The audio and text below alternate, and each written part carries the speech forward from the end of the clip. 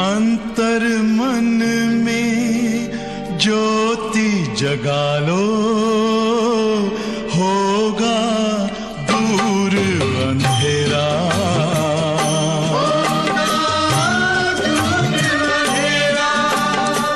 शिव का कर लो ध्यान, आ रहा पावन पुण्य सवेरा।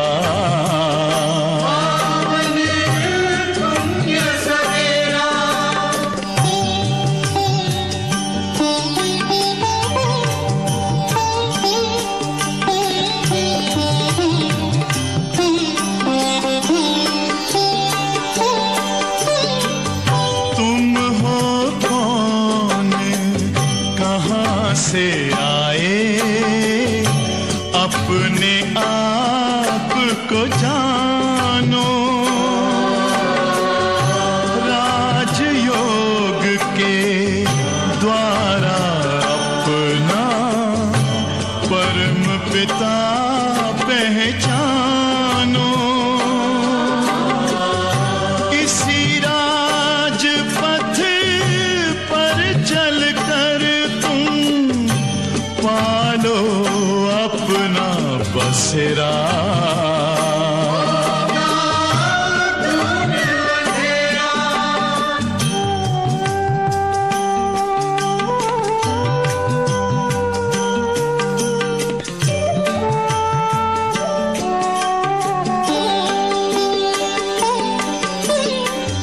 तुम हो आत्मा तन से न्यारे, परमात्मा को प्यारे। दिव्य गुणों को धारण करके योगी बनो दुलारे। ज्योति बिंदु ही तोड़ेगा ये माया का घेरा।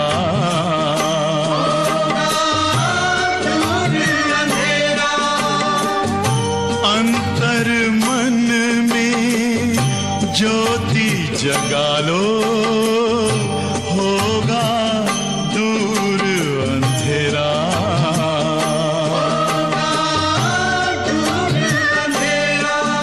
ओम शांति, ओम शांति, ओम शांति।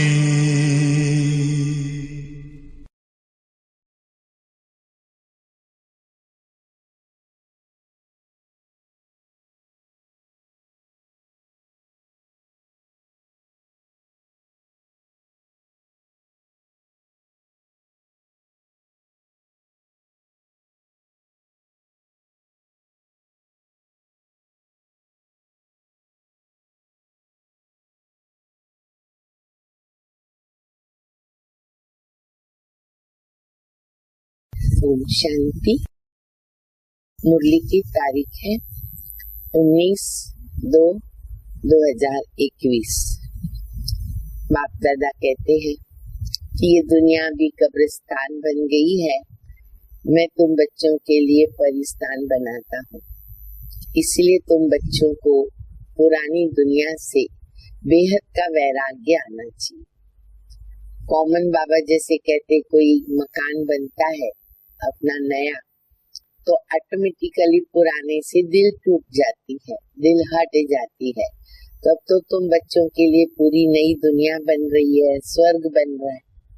और निरंकारी बाप कहते, बच्चे मैं तो पूरी दुनिया का सर्वेंट धोबी हूँ। देखो कैसे बाप दादा निरंकारी है। बाबा कहते पूरी दुनिया की सफाई का काम मैं करता हूँ। तो इसीलिए हम बच्चों को भी ऐसे बाप को फॉलो करके बेहद का सर्वेंट, सेवाधारी बन करके बाबा के इस कार्य में बाबा को मददगार बनना है।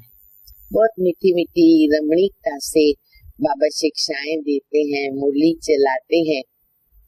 अगर उसी ही लहर से हम मुरली सुनते हैं तो हम बहुत अच्छे अच्छे अनुभव कर सकते हैं। आज की मुरली भी कुछ इसी प्रकार की है, तो वैसे ही आप सभी भी सुनेंगे, आनंद लेंगे, बहुत अच्छा लगेगा। बाबा कहते, मीठे बच्चे, तुम इस कब्रिस्तान को परिस्तान बना रहे हो। कितना बड़ा कार्य बाबा हमसे करा रहे, कब्रिस्तान को परिस्तान बना रहे। इसलिए तुम्हारा इस पुरानी दुनिया कब्रिस्तान से पूरा पूरा वैराग्य चाहिए। इस कब्रिस्तान को भूलते जाओ, वैराग्य आना चाहिए।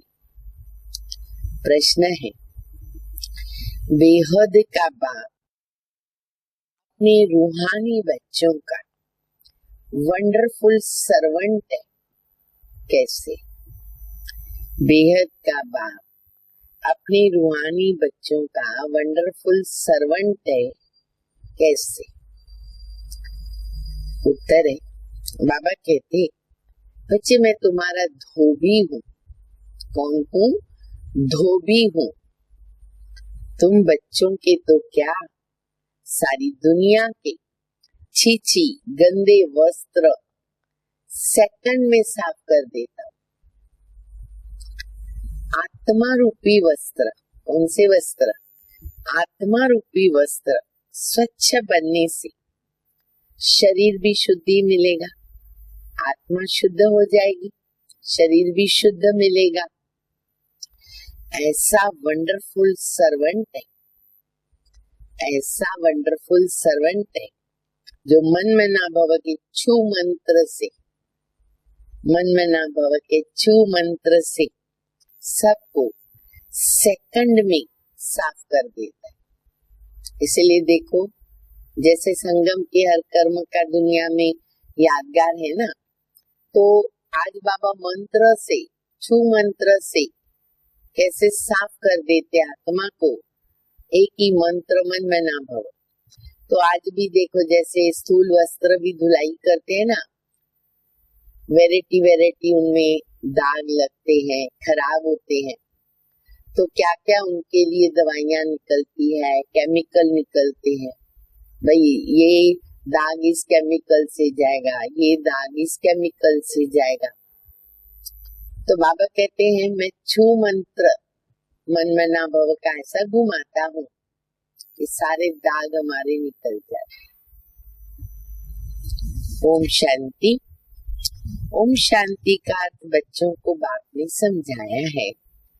अहम आत्मा का स्वधर्म है शांत। शांति धाम जाने के लिए कोई पुरुषार्थ नहीं करना पड़ता है। आत्मा स्वयं ही शांत स्वरूप शांति धाम में रहने वाली है। हाँ, थोड़ा समय शांत रह सकती, यहाँ पर शांति चाहिए, थोड़ा समय शांत रह सकते हैं। आत्मा जैसे कहती है ना कि मैं कर्म इंद्रियों के बोझ से थक गई हूँ, मैं अपने स्वधर्म में टिक जाती हूँ, शरीर से अलग हो जाती हूँ, थोड़ा टाइम के लिए सो जाते हैं, रिलैक्स होते हैं, आराम करते हैं, परंतु कर्म तो करना ही है। कितना समय सोएंगे, रेस्ट करेंगे, उठना है, शरीर है, चलाना है इसको, तो कर्म तो करना पड़ेगा। शांति में कहाँ तक बैठे रहेंगे? आत्मा कहती है, हम शांति देश के रहवासी हैं। सिर्फ यहाँ शरीर में आने से मैं टॉकी बन सकता हूँ। टॉकी कब बनते हैं, बोलते कब है? जब शरीर मिलेगा, मुख मिलेगा, वरना आत्मा चैतन्य है पर बोल नहीं सकती जब तक कि उसको शरीर न मिला, कर्म इंद्रियां नहीं मिली कर्म करने के लिए। अहम आत्मा अविनाशी और मम शरीर, ये मेरा शरीर, वो है विनाशी। आत्मा पावन बनती, पतित बनती है। सतयुग में 5 तत्व भी सतो प्रधान होते हैं और यहाँ 5 तत्व तमो प्रधान। दिन प्रतिदिन अभी तत्वों के अंदर और तमो प्रधानता बढ़ती जाती है। इसलिए आप देखेंगे किसी की भी बॉडी, कोई भी अपने को है ना फ्रेश फील नहीं करता, कहाँ न कहाँ कोई प्रॉब्लम्स चलते रहते, क्योंकि तमो प्रधानता बढ़ती जाती है ना तत्वों के अंदर। सोने में खाद पड़ने से सोना पतित बनता है, फिर उनको साफ करने के लिए आग में डाला जाता है, तो इनका नाम भी है योग अग्नि। तो बाबा मिसाल दे रहे, सोने को प्योर बनाना है, आग में डालना पड़ता है। तो बाबा भी ये जो छू मंत्र वाला मन मना भव वाला योग सिखा रहे, बाबा कहते इसको कहते योगा अग्नि, क्योंकि इसमें तुम बच्चों के पाप भस्म होते हैं।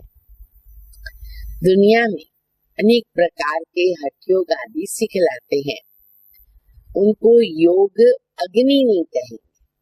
जितने भी प्रकार के योग मनुष्य आत्माएं सिखाती है उसको योग अग्नि नहीं कहेंगे। योग अग्नि ये है जो बाबा सिखा रहे, उनसे पाप जलते हैं। आत्मा को पतित से पावन बनाने वाला परमात्मा है। बुलाते हैं ना, हे पतित पावन आओ। ड्रामा प्लान अनुसार सबको पतित तमो प्रधान तो बनना ही है। ये झाड़ है, उनका बीज रूप ऊपर में है। बाप को जब बुलाते हैं ना तो बुद्धि कहाँ चली जाती है, ऑटोमेटिकली आप देखेंगे। ये भी एक नेचुरल हो गई है। जैसे ही कहेंगे हे भगवान, हे ईश्वर, हे परमात्मा, अल्लाह, रब, बुद्धि, दृष्टि, वृत्ति सब ऊपर, ऐसे हाथ भी ऊपर जाएंगे। तो ये बात सिद्ध करती है कि परम पिता परमात्मा का जो निवास स्थान है वो इस 5 तत्वों की दुनिया के पार ऊपर में है। तो बाबा कहते बीज ऊपर है और झाड़ नीचे है, तो बुद्धि ऊपर चली जाती है। जिससे तुम वर्षा ले रहे हो ना वो अब नीचे आया हुआ है। हम बच्चों के लिए बाबा नीचे भारत में आए हुए हैं। कहते कि मुझे आना पड़ता है। बाबा ने वायदा किया गीता में, यदा यदा ही धर्मस्य, तो मेरे समय पर मुझे आना पड़ता है। मनुष्य सृष्टि का जो झाड़ है अनेक वैरायटी धर्मों का है और वो अब तमो प्रधान पतित है, जर्जरी भूत अवस्था को पाया है। बाप बैठ बच्चों को समझाते हैं। सतयुग में देवता है और कलयुग में है असुर। बाकी असुर और देवताओं की लड़ाई लगी नहीं है। देवता असुर साथ में नहीं रह सकते। तुम इन आसुरी 5 विकारों पर योग बल से जीत पाते हो। बाकी कोई हिंसक लड़ाई की बात नहीं। उन्होंने शास्त्रों में हिंसक लड़ाई बताई, हथियार बता दिए, असुर बताए, बड़े बड़े नाखून, बड़े बड़े बाल, बड़ी बड़ी आंखें। बाबा कहते तुम्हारी लड़ाई विकारों के साथ है।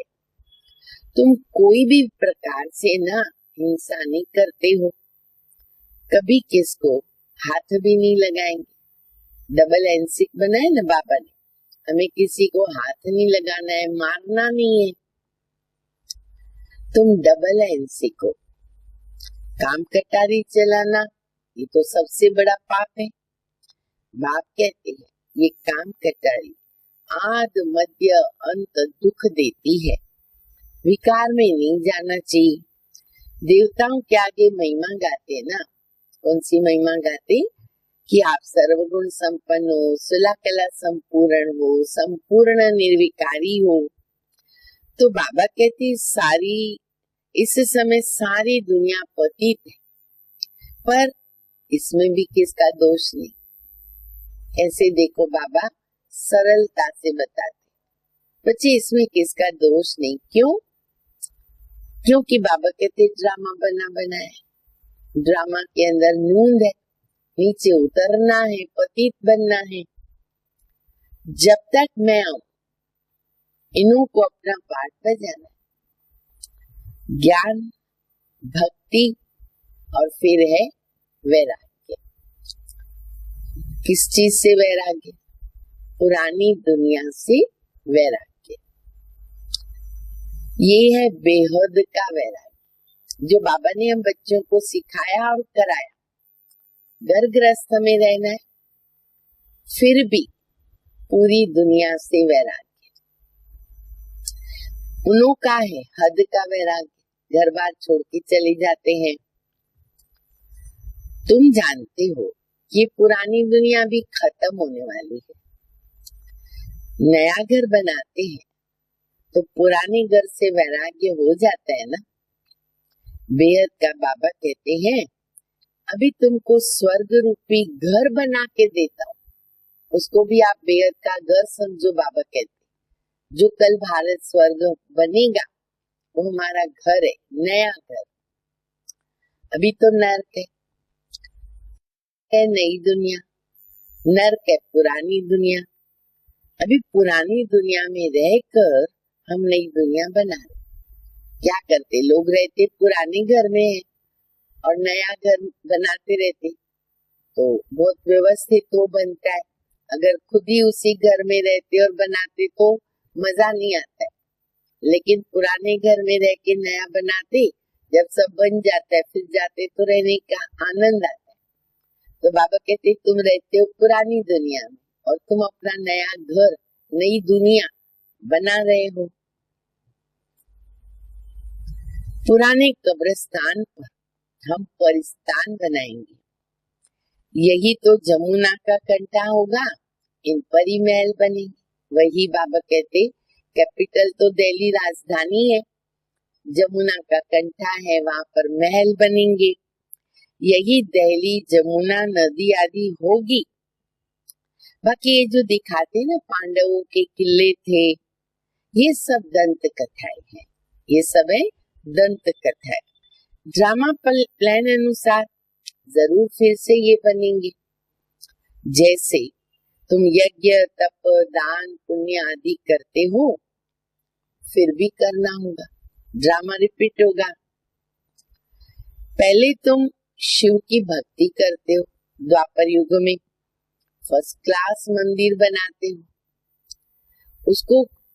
उसको बाबा कहते हैं तुम शिव की भक्ति करते, फर्स्ट क्लास मंदिर बनाते, वो हो गई अव्यभिचारी पूजा, अव्यभिचारी भक्ति। बाबा कहते अभी तो तुम ज्ञान मार्ग में आ गए। तो ये ना बाबा जो ज्ञान देते ना वो है अव्यभिचारी ज्ञान। एक शिव बाबा से तुम सुनते हो, भक्ति भी शुरू में अव्यभिचारी किया, फिर बाबा कहते ज्ञान भी अभी मेरे से सुनो, अव्यभिचारी ज्ञान।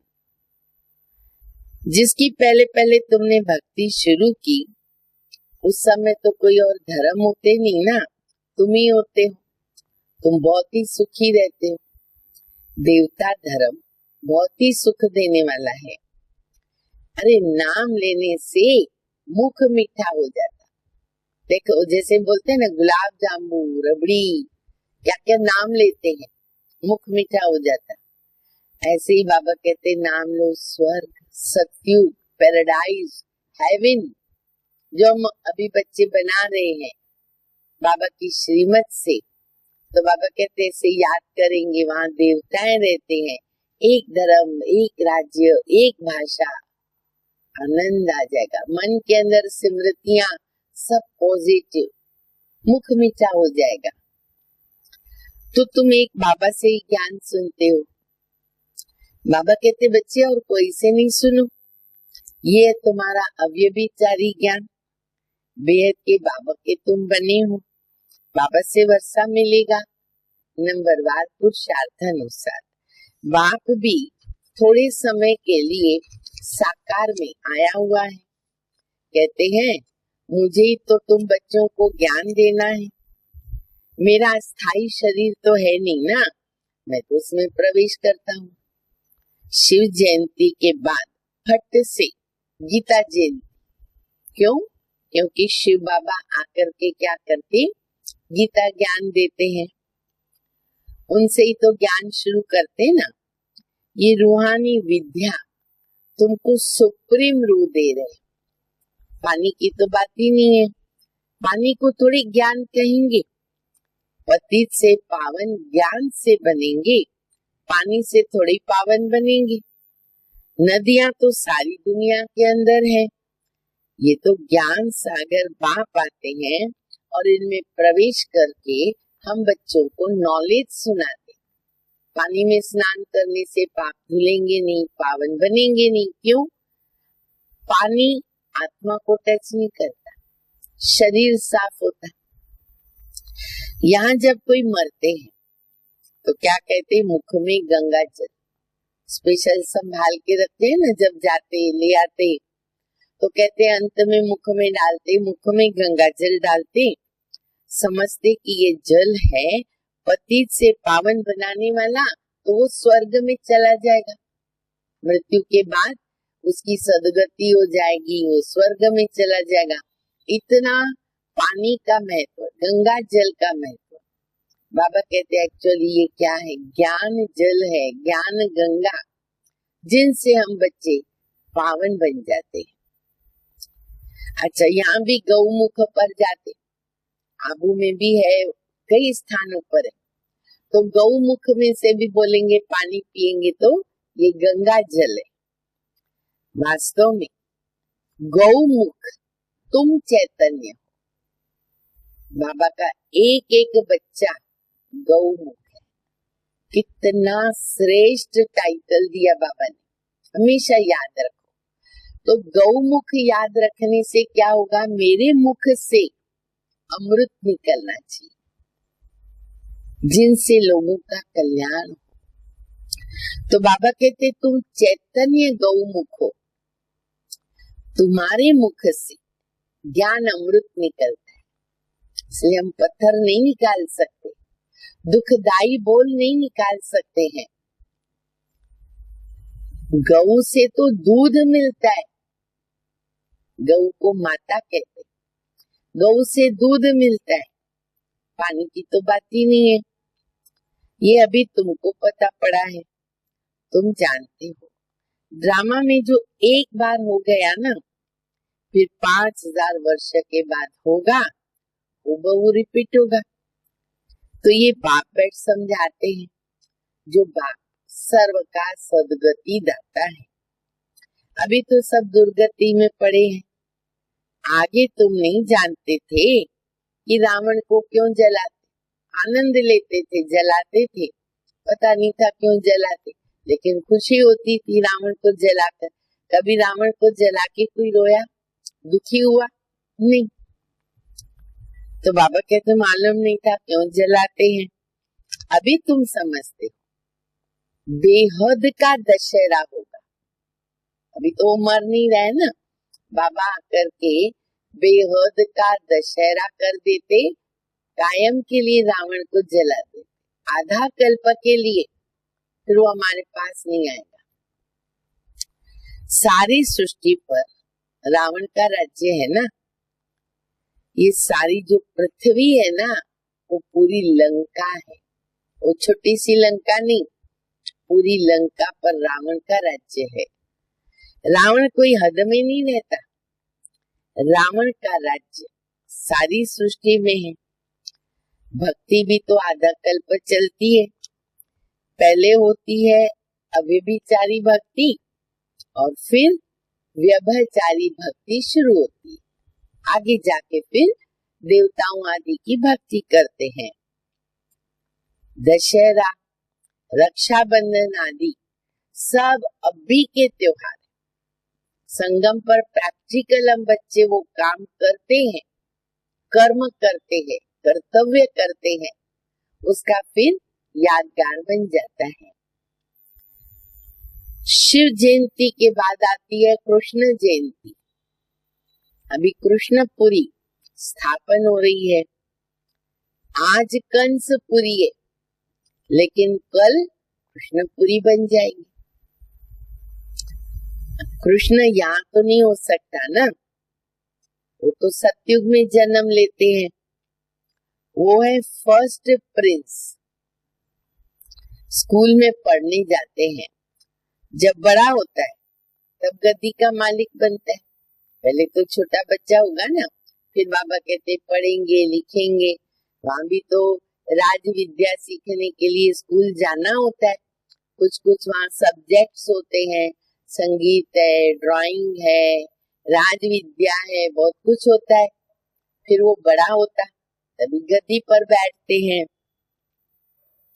बाकी ये रास लीला आदि वो तो आपस में करके खुशी से मनाते होंगे, अपनी खुशी के लिए कुछ कर सकते। बाकी कृष्ण किसको बैठ के ज्ञान सुनावे, ये कैसे हो सकता। सारी महिमा एक शिव बाबा की है, जो पतितों को पावन बनाते हैं। तुम कोई बड़े ऑफिसर को समझाओ। देखो बाबा बहुत अच्छी बात बता रहे हैं। बाबा कहते मान लो तुम कोई ऑफिसर के पास गए, उसको अच्छा ज्ञान सुनाया, समझाया, उसको फील हुआ ये तो सही कह रहे, बराबर बता रहे, तो बाबा कहते वो कहेगा आप राइट कहती हो, परंतु परंतु क्या, वो किसी को सुना नहीं सकते, उनकी बात कोई सुनेगा ही नहीं। अपनी बातें जो है वो जब बताएंगे जाकर किसी को वो, तो बाबा कहते उनकी बात फिर वो कोई सुनेंगे नहीं ना, ऊपर से क्या बोलेंगे। ये ब्रह्मा कुमारी के पास गया, बीके का बना, कह देंगे इसको तो जादू लग गया। वो बातें मानेंगे नहीं क्योंकि नई बातें हैं, नया ज्ञान है, तो कहेंगे इसको तो ब्रह्मा कुमारी का जादू लग गया। बीके का नाम सुना ना, बस समझते बाबा ये तो जादू करती होगी। जादू करते जो वहां जाते वापिस नहीं आते। थोड़ा किसको ज्ञान दो तो कहेंगे ये बीके जादू लगा देती है। उस समय तो बहुत ही ये बात सबके बुद्धि में बैठी थी। अब तो बहुत सारे ब्रह्म निकल चुके हैं, अब तो सामने से बुलाते भी हैं और उनको अच्छा भी लगता है। अब तो यूट्यूब निकला और टीवी वगैरह कितने साइंस के साधन है जिनसे सामने से क्लासेस सुनते रहते हैं, ऑफर करते हैं। लेकिन जब साकार में बाबा थे तो लोग ब्रह्मा कुमारी से बहुत डरते हैं, उसके नाम से ही डरते थे। हम भी छोटे थे, हमको याद है अगर हम प्रदर्शनी के लिए हॉल लेने जाते थे, ब्रह्मा कुमारी का नाम सुना, हॉल खाली भी होगा, हम पैसा भी देने को तैयार होंगे, लेकिन वो हॉल देने को तैयार नहीं, हम नहीं दे सकते। तो बाबा कहते तो उनको लगता कि ब्रह्मा कुमारी जादू लगाती है। बस ये तो है ना, सिवाय अपने दादा के किसको मानती नहीं। इनका जो ब्रह्मा बाबा है इनको ये सब मानती हैं, भक्ति भी कुछ नहीं करती। फिर ये भी उनको मालूम पड़ जाता है बाबा के बने ज्ञान मिला तो भक्ति छूट जाती है। अब भक्ति तो इसीलिए छूट जाती है क्योंकि हम ऐसे देवी देवता खुद को बना रहे, तो उनकी पूजा करने की जरूरत नहीं रहती। लेकिन जब तक लोगों को समझ में आवे तो उनको लगता है कि ब्रह्मा कुमारी में गए, भक्ति छूट गई, विकार छोड़ दिया, भक्ति छूट गई, विकार छोड़ दिया, बस इस पर ही तो हंगामा होता है। बाबा ने कहा है कि मैं रुद्र ज्ञान यज्ञ रचता हूँ, तो इसमें आसुरी संप्रदाय के विघ्न तो पड़ेंगे ना, ये भी ड्रामा में नूंद है। बाबा ने यज्ञ रचा है तो बाबा कहते विघ्न पड़ना भी ड्रामा में नूंद है। ये शिव बाबा का बेहद का यज्ञ है जिसमें मनुष्य से देवता बनते हैं। गाया हुआ है ज्ञान यज्ञ से विनाश ज्वाला प्रज्वलित हुई। जब पुरानी दुनिया विनाश हो तब तो नई दुनिया में राज्य करेंगे। मनुष्य कहेंगे हम तो कहते शांति हो और ये ब्रह्मा कुमारियां कहती है विनाश। प्रैक्टिकल ऐसे पहले कहते थे, भाई शुभ बोलो ना, ऐसे क्यों कहती हो विनाश होगा विनाश होगा, कलयुग का विनाश होगा, ऐसे बोलो ना, शांति होनी चाहिए, क्योंकि आगे पीछे का ज्ञान मालूम नहीं। अब तो वो समय आ गया है, खुद ही कहते कि बाबा इस कलयुगी दुनिया का विनाश तो दिख ही रहा है, समय बदल गया। लेकिन वो समय पर कहते थे कि हम शांति चाहते हैं और आप लोग कहते हो कि कलयुग का विनाश होगा। बाप समझाते ये सारी पुरानी दुनिया ज्ञान यज्ञ में स्वाहा हो जाएगी। इस पुरानी दुनिया को आग लगनी है, ड्रामा में नून है खत्म तो होनी है, आग लगेगी। अच्छा, नेचुरल कैलेमिटीज भी आएगी, क्योंकि विनाश तो होना है, तभी तो नई दुनिया आ सकती है। सरसों मुआफक मनुष्य पीस करके खत्म हो। देखो शब्द सुनो, क्या लगता है कैसे मौत आएंगे। इसीलिए इतना अच्छा पुरुषार्थ कर बाबा की याद में अपने पापों को खत्म करना है कि हम बाबा के साथ ऊपर चले जाए।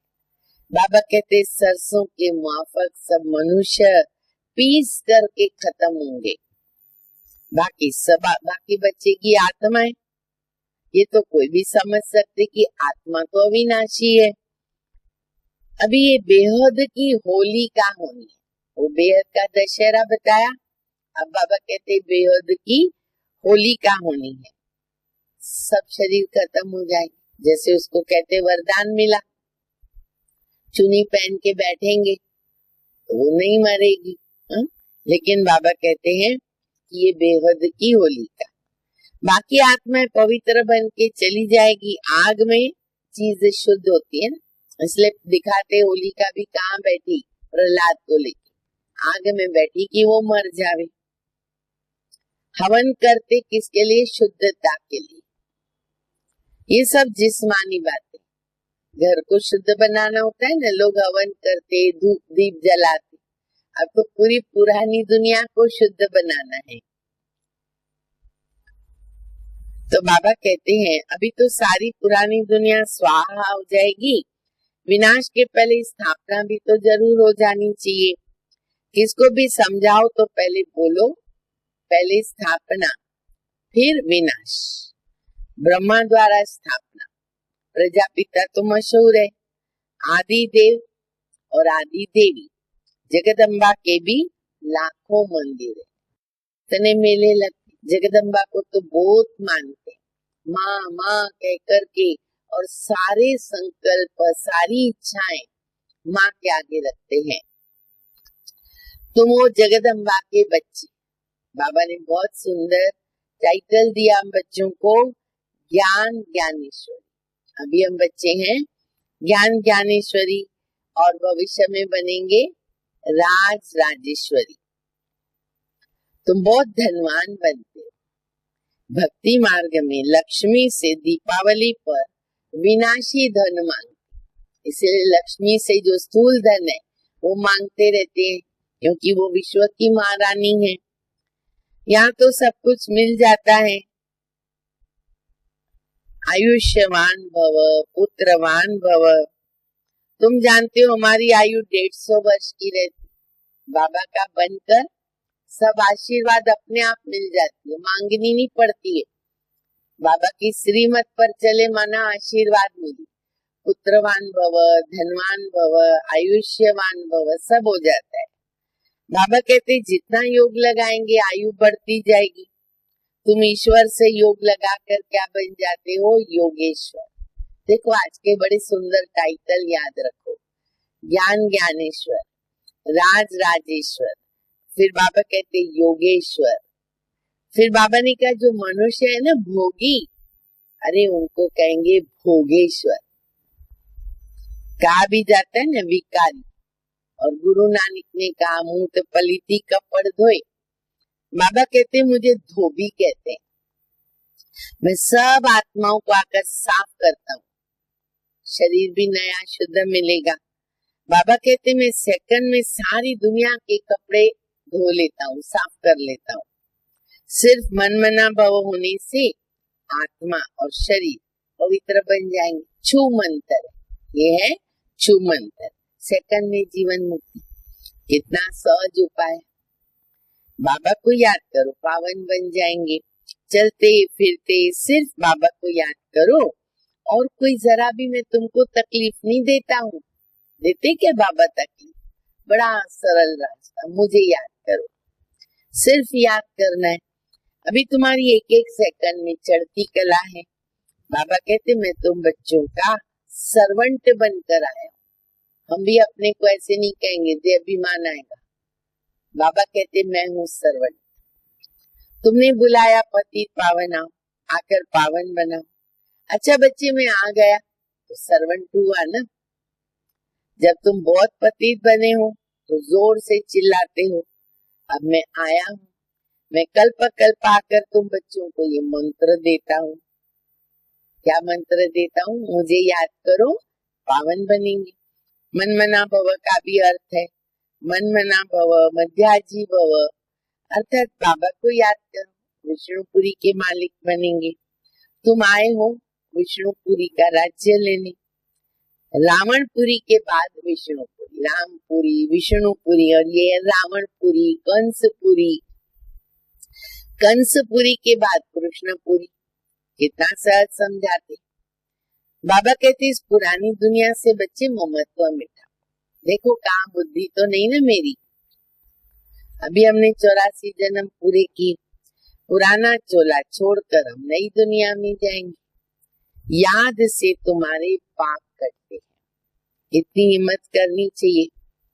वे तो ब्रह्म को याद करते हैं, समझते ब्रह्म में लीन हो जाएंगे, परंतु ब्रह्म रहने का स्थान। वो लोग तपस्या में बैठ जाते हैं, बस हम ब्रह्म में लीन हो जाएंगे, हमारा शरीर छूट जाए, परंतु वापस तो कोई जा ही नहीं सकता। ब्रह्म से योग लगाने से कोई पावन बनेंगे क्या? सवाल ही नहीं। तो रहने का स्थान है, एक भी ऊपर जा नहीं सकता। पुनर्जन्म तो लेना ही पड़ेगा। बाबा आकर सच बताते, सचखंड सच बाबा स्थापन करते। रावण आके झूठ खंड बनाता। अभी है संगम, इसमें तुम उत्तम से उत्तम बनते हो, इसलिए इस युग का नाम क्या है? पुरुषोत्तम संगम। खाली संगम युग नहीं, पुरुषोत्तम। तुम कौड़ी से हीरे जैसा बनते हो, ये बेहद की बात है। उत्तम से उत्तम मनुष्य कौन है? देवी देवता है। तो अभी पुरुषोत्तम संगम युग पर तुम बैठे हो। तुमको पुरुषोत्तम बनाने वाला कौन? ऊंचते ऊंच बाबा। ऊंचते ऊंच स्वर्ग का वर्षा तुमको देते हैं। बाबा कहते मैं तुमको ऊंचते ऊंच स्वर्ग का वर्षा तुमको देता हूँ, ये तुम भूलते क्यों? इतनी बड़ी प्राप्ति कोई कराता है, कोई यहाँ दुनिया में थोड़ा भी प्राप्ति कराएगा, याद करेंगे, और मैं इतनी करा रहा हूँ, मुझे भूलते क्यों? बाबा कहते मुझे याद करो। अब बच्चे क्या कहते? सुनो ध्यान से। बच्चे कहते बाबा आप कृपा करो ना कि हम आपको भूले नहीं। अब ये भी बाबा कृपा करें कि हम बाबा को भूले नहीं। बाबा कहते ये कैसे हो सकता? बाबा के डायरेक्शन पर तो चलना है ना। बाबा कहते मुझे याद करो, तुम पति से पावन बन जाओगे। राय पर चलो ना मेरे, बाकी आशीर्वाद क्या करूं? राय तो दे रहा हूँ, रास्ता बता रहा हूँ, विधि बता रहा हूँ, आशीर्वाद क्या करूं? पढ़ाई है बाबा की। अच्छा, मीठे मीठे सिक्के दे बच्चों प्रति माँ पिता बाप दादा का याद प्यार। Good morning. रूहानी बाप की रूहानी बच्चों को नमस्ते।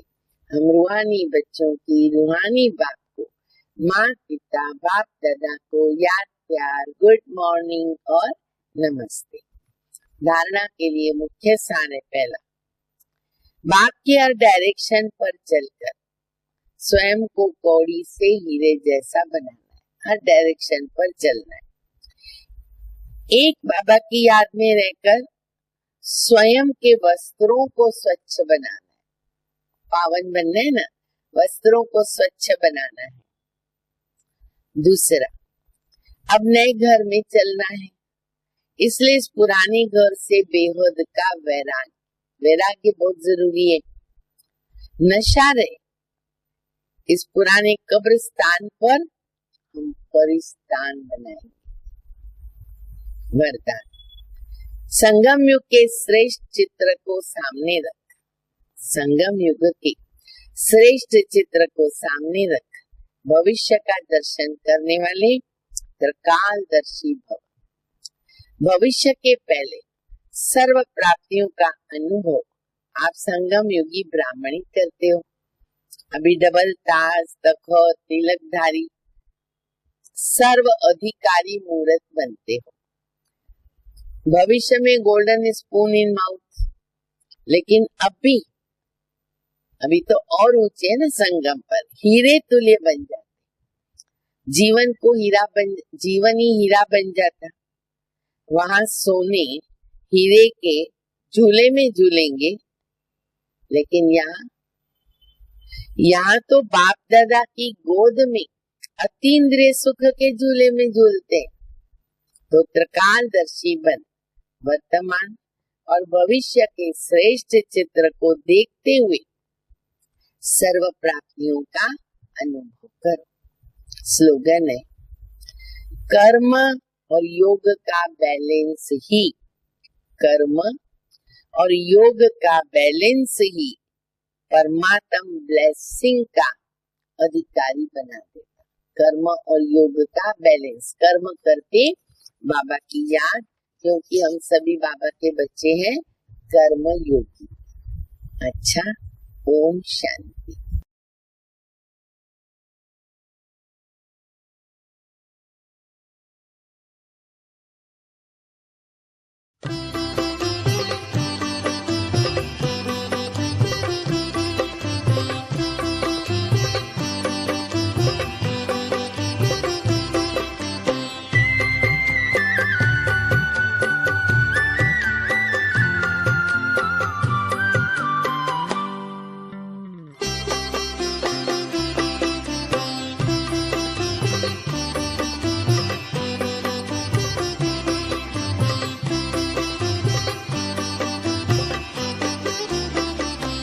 आपका प्यार बाबा बरसता रहे, आपका प्यार बाबा बरसता रहे।